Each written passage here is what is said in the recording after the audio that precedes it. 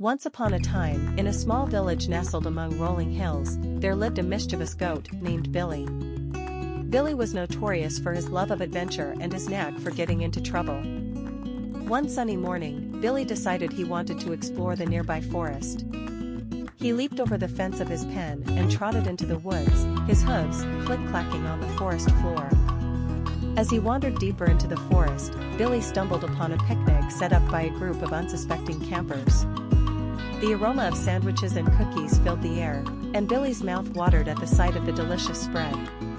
Unable to resist temptation, Billy dashed forward and gobbled up the sandwiches with gusto, leaving the campers in shock as they watched their picnic disappear before their eyes.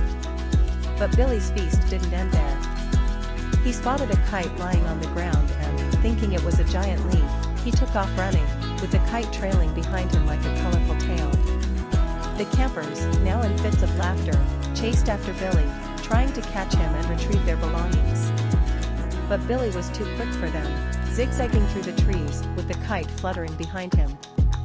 Eventually, Billy grew tired and decided to return home, his belly full and his spirits high from his forest adventure.